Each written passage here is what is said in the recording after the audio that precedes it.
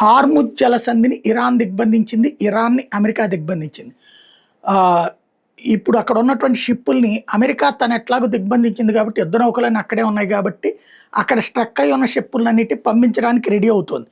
కానీ ఆ షిప్స్ ధైర్యం చేయట్లేదు. ఒకటి, అక్కడ ఎక్కడ మైన్స్ ఉన్నాయో తెలియదని.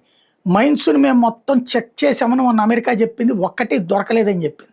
కానీ లేటెస్ట్గా అమెరికా తరపున సైన్యం చెప్తున్నది 10 వాటర్ మైన్స్ని వెలికి తీసినట్టు. అంటే నిజంగానే ఇరాన్ మైన్స్ను పెట్టింది, మొన్నటిదాకా ఏం పెట్టలేదు, నాటకం ఆడింది అని చెప్పుకొచ్చింది అమెరికన్ మిలిటరీనే. ఇప్పుడు మాత్రం అండర్ వాటర్ డ్రోన్స్ని పంపించాక 10 చోట్ల మైన్లు బయటపడ్డాయి. ఆ మైన్స్ని ఇప్పుడు డిస్ట్రాయ్ చేస్తున్నారు. టోటల్గా ఇంకా ఎన్ని ఉన్నాయి అన్నది ఇప్పుడు మైన్స్ని వెతికే పనిలో అమెరికా ఉంది. టోటల్ మైన్ స్వీప్ క్లియర్ చేసి పడేస్తే అప్పుడు షిప్పులు వెళ్ళడానికి సిద్ధమంటున్నాయి.